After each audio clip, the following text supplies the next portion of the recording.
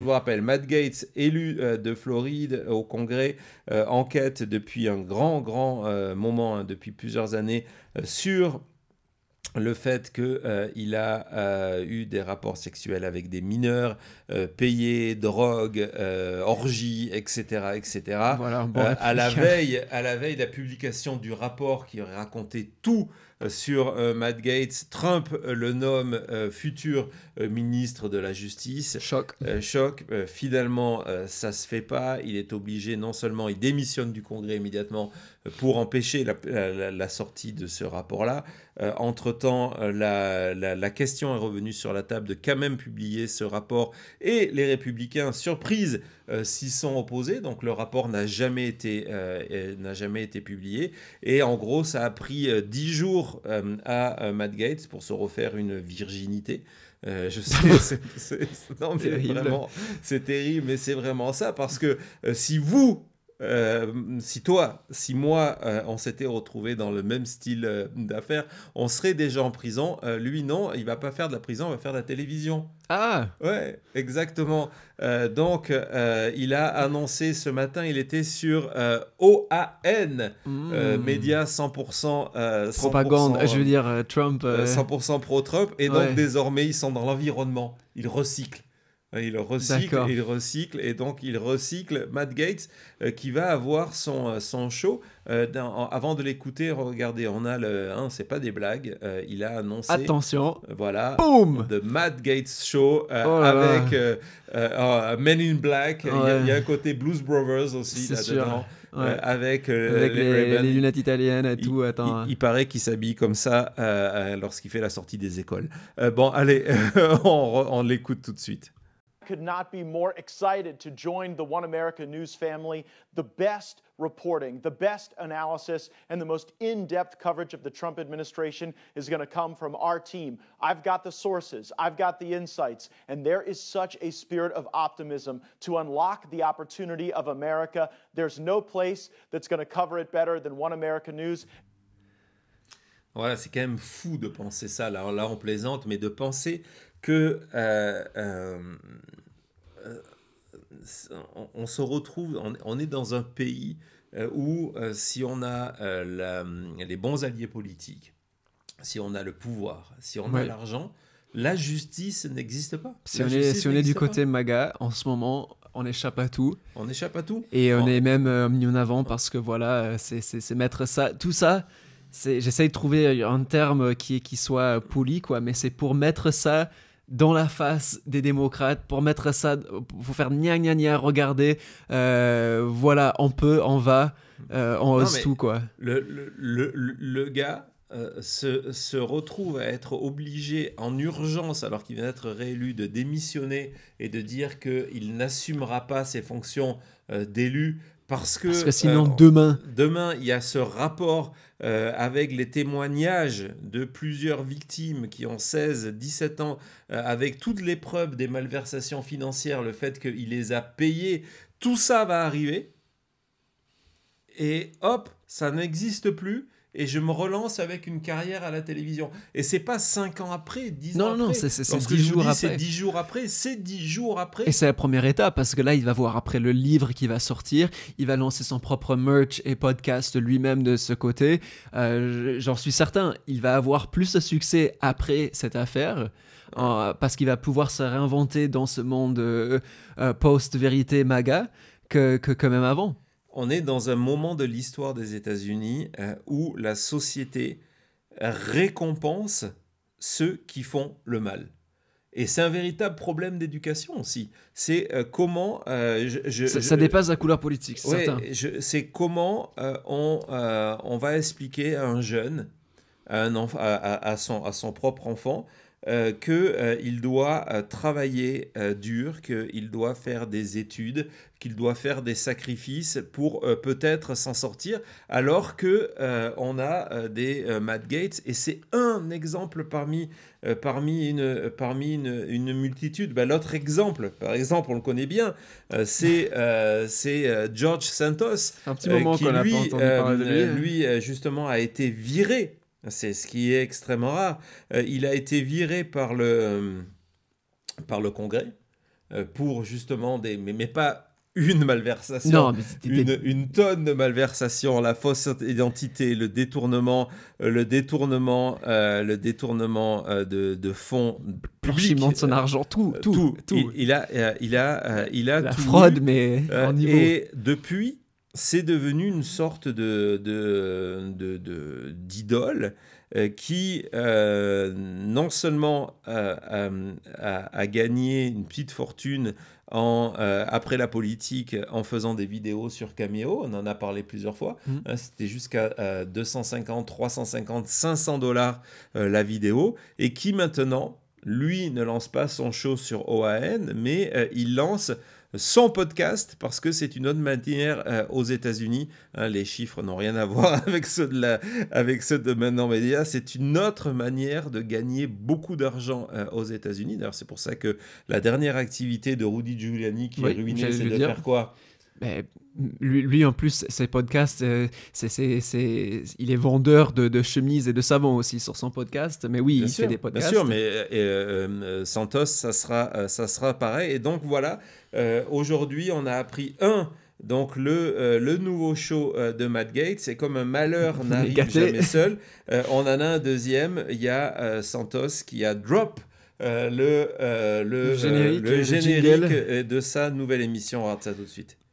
Liar, liar, pants on fire. Liar, liar, pants on fire. Je préfère quand même le note de jingle. Hein. C'est pas parce que c'est moi qui l'a fait, mais...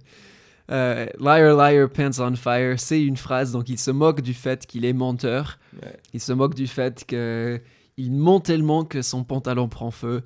Ouais. C'est triste. Et c'est pour ça qu'aujourd'hui, le New York Times a publié un article en expliquant que le rêve numéro 1 des enfants de 10, 11 et 12 ans, c'était de devenir influenceur. Hein. On ne veut plus être star de télévision, astronaute, joueur de basket ou je ne sais pas quoi. On veut devenir influenceur. Et donc voilà, non, c'est au-delà du fait qu'on est obligé de prendre un petit peu tout ça avec le sourire, ce sont des véritables questions où on voit cette récompense de cette espèce d'attitude. Et pourquoi je vous en parle ? Parce que c'est une transition pour notre prochain sujet qui est lié à Justin Trudeau. Le fait de glorifier, par exemple, la moquerie. Au-delà de Trudeau, avant de rentrer Trudeau, on va juste ouvrir cette petite parenthèse pour vous montrer que ce que fait Trump sur Trudeau, on le retrouve, cette volonté de se moquer des autres, donc de transformer de transformer l'horizon politique en un jeu de massacre permanent. Je vais vous montrer ce tweet qui a été retweeté, pas par Trump, mais par Don Jr., commenté par Elon Musk sur Zelensky, où l'idée, c'est de se moquer de lui. Ça commence avec Jack Posobiec, qui est déjà connu pour exactement cet élément-là, de pousser les limites, de moquer, d'humilier, d'attaquer. Ouais, exactement. Donc, qui reprend une scène de Home Alone 2. Posobiec, dont les liens avec Moscou et le Kremlin ne sont même plus à établir tellement qu'ils sont nombreux. Donc, vas-y. Et donc, cette scène de Home Alone 2, c'est un des moments où Trump a fait une scène de cinéma. On voit le personnage de Macaulay Culkin arriver à l'hôtel. Trump lui parle pendant cette scène, et donc on reprend le bonnet qui est porté là par le petit garçon, par Macaulay Culkin, et on le met sur la tête de Zelensky. Évidemment, Zelensky ne porte pas ce bonnet pour de vrai. Évidemment. Et donc, on se moque en disant que voilà, Trump regarde Zelensky de la même manière qu'il regarde un petit garçon perdu dans la ville de New York. Donc, on se moque de Zelensky. Repris par Donald Trump Jr. qui est mort de rire. et repris, commenté par Elon Musk, qui trouve ça extraordinaire aussi. Ouais, et puis surtout, Elon Musk, il sait que lorsqu'il fait un commentaire, ça permet ensuite à son tweet de devenir viral et être Et vu vu par des de millions millions. de personnes. Ouais. Donc il y a cette glorification de la moquerie, de l'humiliation permanente. Zelensky ici, Macron d'une certaine manière, on va en parler, Ouais. Trudeau aussi, d'accord, les Biden évidemment. Et ce qu'on se rend compte, hein, c'est une petite parenthèse qui aurait pu être ma conclusion, mais qui est mon introduction, c'est que on n'a jamais vu Donald Trump, Don Jr. ou Elon Musk se moquer de Poutine, par exemple. On ne les a jamais vus se moquer de Xi en Chine. On ne les a jamais vus Orban, se moquer de Orban. On ne les a Ouais. jamais vus se moquer du leader incontesté, suprême et magnifique de la Corée du Nord. Ces armes de décrédibiliser via la moquerie, via soi-disant l'humour. Hein, j'ai eu des tas de messages qui disaient ouais, mais c'est rigolo, etc. C'est important, Non, premier c'est pas amendement, tout rigolo, ça, non. c'est extrêmement grave. On est dans des relations internationales. Donald Trump est le futur président des États-Unis. Avec des conséquences, tout ça. Ce n'est pas un troll. Et donc, tout ça, c'est à sens unique. C'est pour se moquer des alliés des États-Unis qui luttent actuellement contre Poutine. Oui. Il n'y a jamais du côté de Trump, de Musk, de la sphère MAGA, des moqueries du côté contre Poutine. C'est vraiment à garder en tête parce que tout ça, il n'y a rien d'accidentel. Et donc, pour revenir sur Trudeau, évidemment, la rubrique d'aujourd'hui, elle est liée à ce message posté cette nuit sur Truth Social. Devait être presque, je crois, 2h du matin du côté de... ou pas loin, ou 1h du matin du côté de la Floride, du côté de Mar-a-Lago. Et donc, vous avez, non, 10h du soir, 9h, j'exagère. Donc, 9h du soir, peut-être c'est l'heure de Californie, je me rappelle Qui ferait plus. minuit. Mais bon, qui ferait minuit. En tout cas, ça a été assez tardif. Donc, vous vous en souvenez, Donald Trump a fait, il y a une dizaine de jours, un message indiquant qu'il allait installer des tarifs douaniers de 25% avec le Canada et le Mexique. Le Mexique, la présidente, tout de suite, a fait une réponse assez dure en disant « Ok, vous faites ça, Ouais. nous aussi, on va faire pareil et vous allez voir ce que ça va faire. » Du côté de Trudeau, on a choisi, je ne veux pas juger Justin Trudeau, ce n'est pas une émission sur la politique canadienne. On en fera une avec Jean-Marc Léger, Abonnez-vous. mais là, c'est vraiment pas l'idée. C'est juste sur le choix stratégique. Je sais qu'il y a des arguments pour dire oui, mais c'était la chose à faire. Je considère de mon côté, et je peux avoir complètement tort d'ailleurs, mais je considère que de mon côté, après avoir suivi Donald Trump depuis 2015, que la seule constante chez Trump, c'est qu'il ne respecte pas ce qui pourrait être la diplomatie qu'il considère comme un aveu de faiblesse. Et lorsque il vous a détecté comme faible, hein, c'est le principe du bully, Oui. il va vous faire payer jusqu'au bout, jusqu'au moment où vous décidez de l'affronter. Et donc cette volonté de Trudeau de venir à Mar-a-Lago pour parler tout de suite avec Trump de ces menaces de 25% de tarifs douaniers, quelle que soit la motivation de Trudeau, encore une fois, ce n'est pas le sujet, elle a été interprétée du côté de Trump comme une faiblesse. Donc on l'a vu, il a fait ses déclarations à Trudeau de lui expliquer que s'il n'était pas content, que le Canada devienne un État des États-Unis et que lui devienne le gouverneur. Il y a eu un tweet, un Truth Social de Trump où on le voyait, image générée par l'intelligence artificielle, où on le voyait avec le drapeau canadien.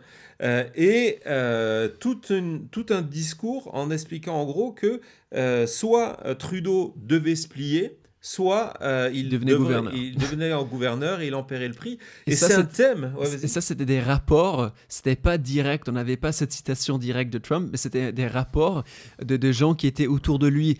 Donc il y avait ce niveau de dire oui mais bon il a pas vraiment dit ça, peut-être c'est une exagération pris pendant une conversation. Maintenant il n'y a plus de doute. Trump a entendu tout ça, s'est dit ah bon vous voulez la confirmation, mais la voilà. Et il a même signé le tweet à la fin, le Truth Social à la fin, pour montrer que DJT. c'était lui, que c'était pas son, Exactement. c'était pas Scavino ou n'importe quel autre Margot Martin. Donc il y a eu ce niveau-là où il a vu pendant une semaine que les gens en parlaient de ça. Il a testé les limites avec cette image de lui sur la montagne avec le drapeau canadien. Et là, c'est un autre niveau. Ouais, c'est un autre niveau. Donc ce tweet-là, en disant que ça a été un plaisir, il n'y a aucune raison de revenir aujourd'hui sur ça.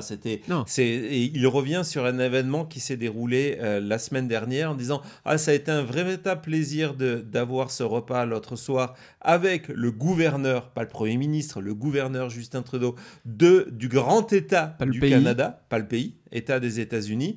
Et donc, il dit, voilà, j'ai hâte de revoir le gouverneur. Voilà. Pour parler encore plus des tarifs que... C'est pas de l'humour, c'est une manière une menace. Une menace, c'est aussi une manière de faire de l'ingérence. Il va y avoir des élections en 2025 au Canada. C'est une manière de faire de l'ingérence dans la politique canadienne. C'est complètement honteux et ça a un écho dans la sphère MAGA. Je vais vous montrer ce tweet qui explique que pas celui-là, excuse-moi, c'est le suivant. Je l'ai mal numéroté. Non, c'est le blanc. Hop là, ouais, je pense que c'est celui-ci. Voilà, donc c'est des comptes pro-Trump, en expliquant que si on envahit le Canada, we will be welcome as liberators. Nous serons bienvenus comme des libérateurs. On va libérer le Canada. On va libérer le Canada. Il y a le même discours maintenant sur le Mexique, avec cette rumeur complètement folle que Donald Trump aurait choisi une ambassadrice pour le Mexique et que cette ambassadrice soit Kari Lake. Ah oui. Ouais. D'accord. Le direct du Trumpland, ça pique. Ouais, donc justement, un ancien élu canadien, donc ça c'était l'autre message que j'avais choisi, qui insistait sur le fait que c'est vraiment quelque chose d'inquiétant, d'inquiétant, ouais. de se référer au Canada, de parler du Canada comme étant un État américain et le Premier ministre comme étant le gouverneur. C'est non seulement arrogant, mais il y a plus que ça. Ça va plus loin que la blague. C'est une stratégie voulue par Donald Trump et c'est important que Justin Trudeau et le Canada en général répondent à ce genre de message. Donc, juste avant que je prenne le direct, il y a eu cette dépêche qui est passée, reprise par plusieurs comptes sur Twitter, qui expliquait que justement, Trudeau avait dit que si Trump mettait en avant ces 25% de tarifs douaniers sur les produits qui viennent du Canada, le Canada ferait pareil. Donc on s'engage dans une guerre économique avec le voisin des États-Unis. Voilà pourquoi ce n'est pas juste une blague. Il y a des vraies conséquences et on commence à les voir. Exactement. Donc on va suivre ce sujet-là. Alors l'autre stratégie, c'est carrément de prêter allégeance à Donald Trump. On n'en est pas loin avec du côté de l'Italie, Meloni qui a la Première ministre, bon elle est du même camp, qui a profité de la réouverture de Notre-Dame, la cathédrale Notre-Dame à Paris, pour aller poser avec Donald Trump. Faire le pouce. Voilà, et donc là, je suis persuadé que Trump ne fera pas de message contre elle en la traitant de gouverneur ou je ne sais pas quoi. Mais encore une fois, tout ça, ce n'est pas le fait du hasard, c'est une véritable stratégie pour essayer de déséquilibrer un voisin. C'est une stratégie de pouvoir. Et encore une fois, hein, souvent on en parlait lors de l'élection présidentielle, lors de la campagne, en vous expliquant que c'était une élection qui aurait des conséquences pour le monde entier. Alors souvent, lorsqu'on parlait du monde entier, évidemment, on regardait du côté de l'Ukraine, on regardait du côté du Moyen-Orient, du côté de Gaza, etc., etc. Là, on voit que les premiers pays visés par Donald Trump sont les pays voisins, avec donc le Canada et le Mexique. Oui. À suivre. Allez, on fait une petite pause.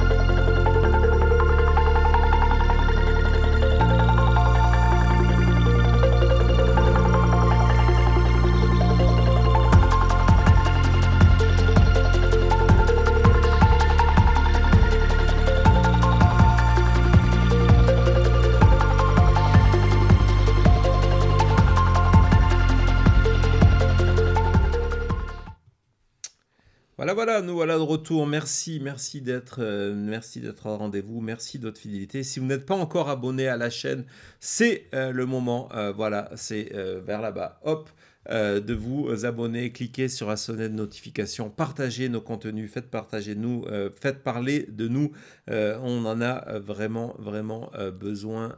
Merci à toutes et à tous. On vient de parler de Justin Trudeau et de cette stratégie de la moquerie. On a vu le tweet repris par Elon Musk pour se moquer de Zelensky. C'est vraiment une signature de ce gouvernement et qui promet le pire pour les 4 prochaines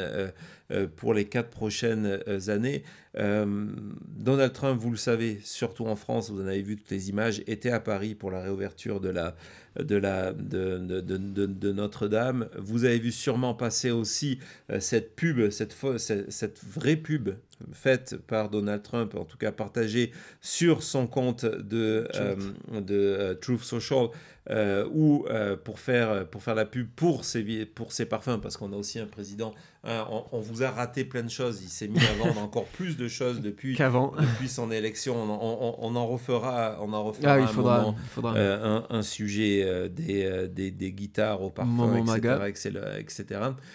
Et donc, c'est aussi une volonté de se moquer des Biden, d'utiliser cette photo pour dire qu'il a son parfum a cet effet magique sur les femmes.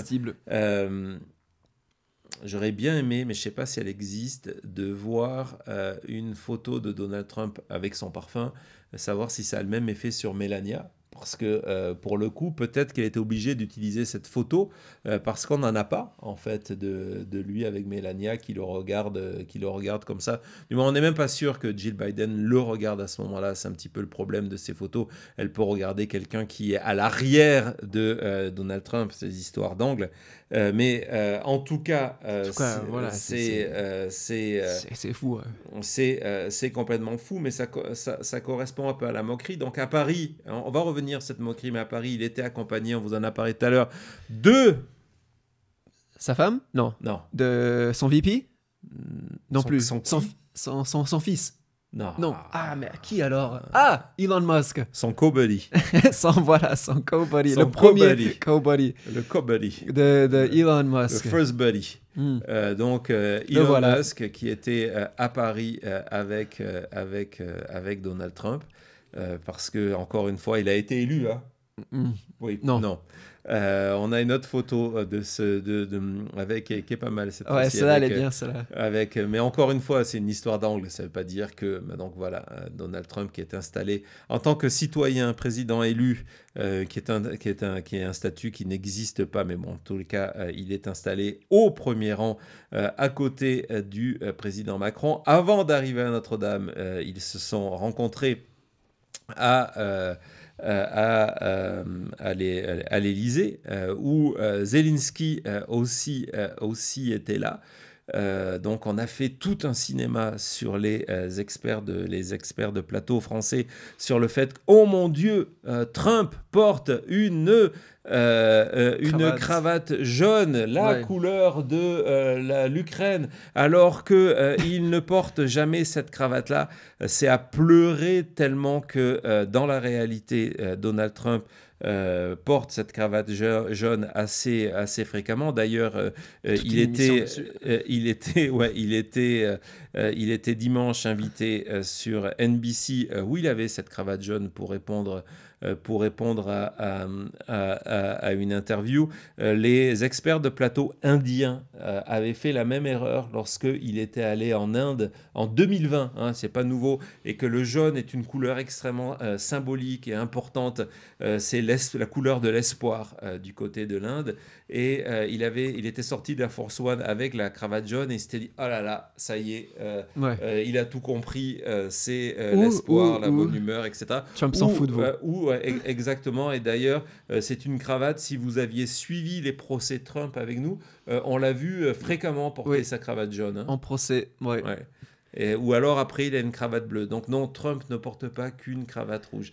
Je voudrais revenir sur un aspect, vous allez me dire, ouais, on a vu ça partout, mais certes, mais qui m'interroge. Il doit y avoir un truc sur ces histoires de la manière dont il serre la main avec Macron. Emmanuel Macron.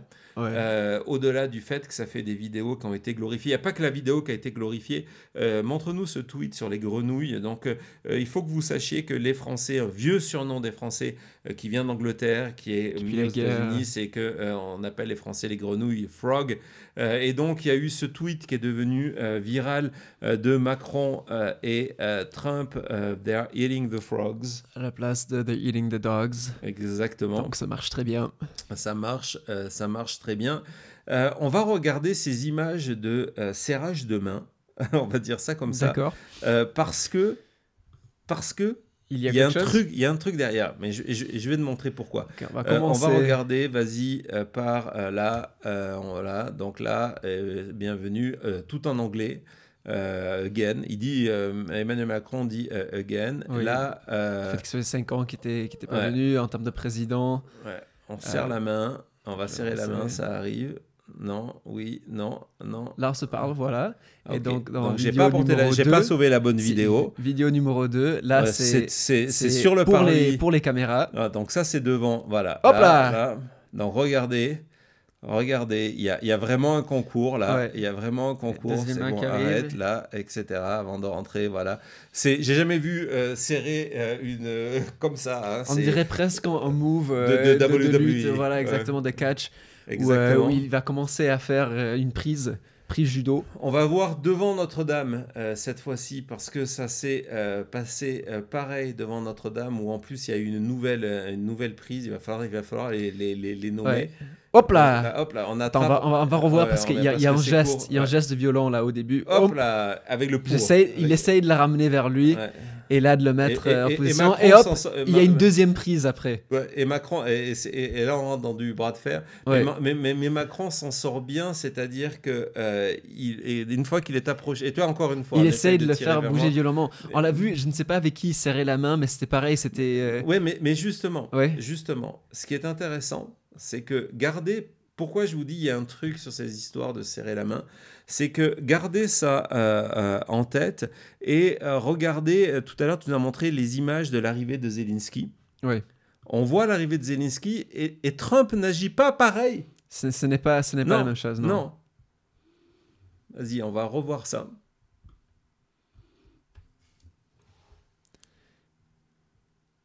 Là, c'est du classique. Voilà. Il n'y a rien de fou, c'est juste. Donc, c'est avec Macron. Et Trump il le sait, que ces images sont devenues virales aux États-Unis. En France aussi, où l'extrême droite française s'est du coup a profité de ces images pour se moquer de Macron. Mais aux États-Unis, ce sont quasiment sur les réseaux sociaux les seules images que nous avons vues de Notre-Dame pour se moquer d'Emmanuel Macron. Pour moi, ces images-là, c'est du même acabit de ce qu'on vient d'avoir, de des messages contre Justin Trudeau, des messages pour se moquer de Zelensky, Absolument. c'est la même chose. C'est pour montrer qu'il est plus fort. Il veut ce moment où, mais là, ce serait Macron pour le coup, n'est pas prêt et est secoué par la force de Trump. Il veut cette image de Macron qui tombe un peu parce qu'il ne s'attend pas à la force de Trump, où Trump fait le... En plus, il est plus grand que Macron, donc il a ce regard un peu comme l'image qu'on a vue de ce tweet qui se moquait de Zelensky comme enfant. Ouais. Il veut ce côté-là. Exactement. Donc voilà, c'est la future politique diplomatique des États-Unis. Souvent, on parlait de politique du big stick, du gros bâton. Là, c'est une politique de force où on se moque des alliés, encore une fois, des alliés. Hein, il ne fait pas ça avec Poutine vers les ennemis de l'Amérique. Imagine s'il serrait la main comme ça à Poutine. Jamais. Non, jamais. Jamais. Allez, on va quitter le Trumpland. Volontiers. Volontiers. Et on fait une pause et on se retrouve du côté du journal de nos vaguelettes. Yes.